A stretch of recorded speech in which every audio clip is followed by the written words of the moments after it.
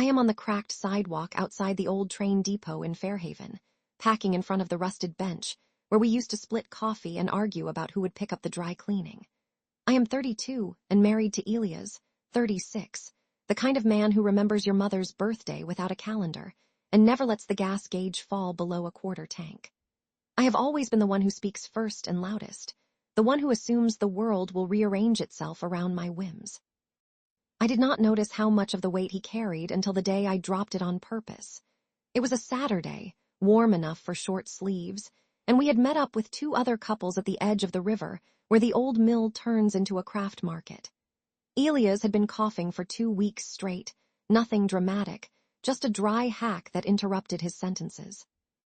I was balancing a paper cup of cider in one hand and scrolling through my phone with the other when he coughed so hard the cider sloshed onto my boots. I rolled my eyes, louder than words. If you ever turn into one of those clingy sick husbands, I swear I am out. I did not sign up for thermometer duty and sympathy casseroles. The circle went quiet. One of the husbands coughed into his fist just to break the silence. Elias looked at me like I had slapped him in front of the town. His shoulders squared and the little vein in his temple throbbed, the way it did when he tried not to curse in traffic. He spoke so calmly it cut deeper than shouting. You are right. You never signed up for the hard parts. I will save you the trouble.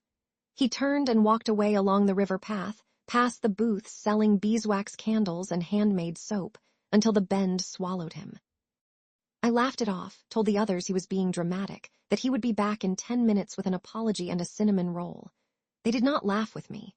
Instead, they started conversations with each other about the weather, anything to avoid my eyes.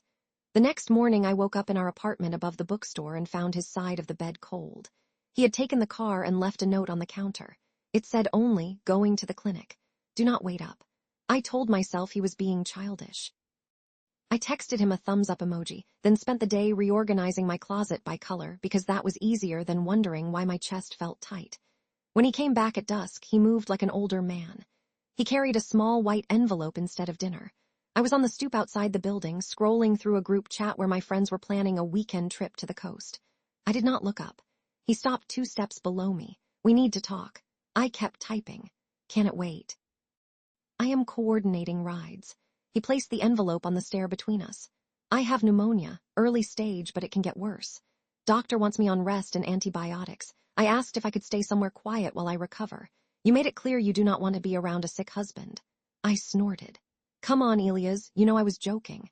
You always take me too seriously. He looked past me toward the 2nd floor window. I am tired of translating cruelty into jokes after the fact. I watched him walk down the block to his friend Devin's truck.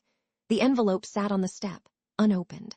I kicked it under the hedge rather than read the instructions. That night I slept diagonally across the bed and told myself the extra room was luxurious.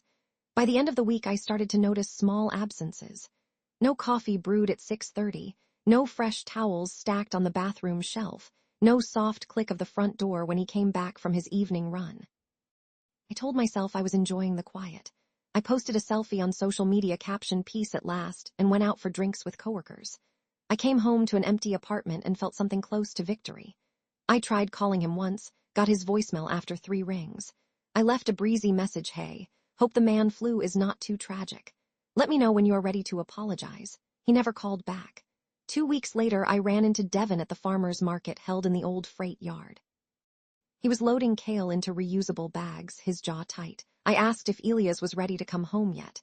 Devin set the kale down and stared at me. He is not coming back to the apartment. He rented a small cabin on the edge of the lake. He is healing. He is also talking to a lawyer. The words felt like stepping into cold water. A lawyer? Over pneumonia and a dumb comment? Devin shook his head. Over years of comments you decided were dumb only after you saw the damage. You treat that man like a convenience, and he finally noticed. I laughed too loudly. He will change his mind. He always does. Devin picked up his bags and walked away, leaving me standing between a honey stand and a ukulele player. I bought a jar of honey just to have something to hold. I drove out to the lake on Saturday morning, gravel crunching beneath my tires. The cabin sat back from the water, cedar shingles silvered by sun. Elias sat on the dock in a faded sweatshirt, feet dangling above the lapping waves.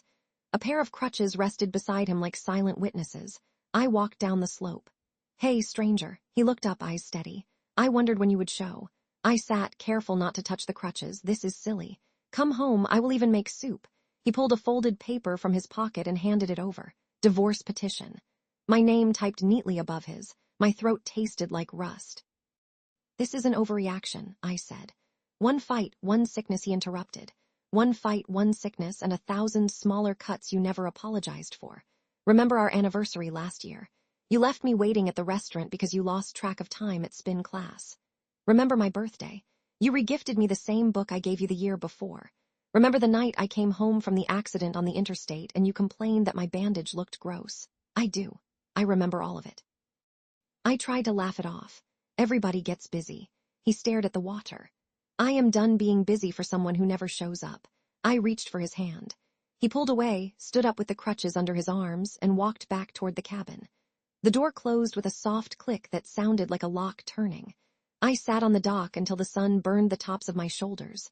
I told myself he would calm down, that tomorrow he would call and everything would go back to normal. I drove home with the windows down and the radio loud, trying to drown out the new silence in my head. The next months blurred. Friends stopped inviting me to gatherings where Elias might appear. My mother left a voicemail asking what I had done, her voice tight with disappointment. I took up running at dusk, pounding the cracked sidewalks until my lungs screamed, pretending the ache was from exercise. One evening I saw him at the outdoor concert series in the town square. He stood near the stage, no crutches, a slight woman beside him laughing at something he said. She rested her hand on his arm the way I used to when I still thought I had the right. I froze mid-step, people flowing around me like water. He caught my eye, nodded once, polite as a stranger, then turned back to the woman. The song changed to something slow and sweet, and they swayed together. I backed away until the crowd swallowed me. That night I opened the drawer where I had stuffed the envelope from the clinic.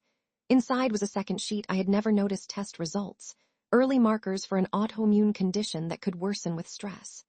A sticky note in Elia's handwriting read, wanted to tell you together. Guess I will handle it alone.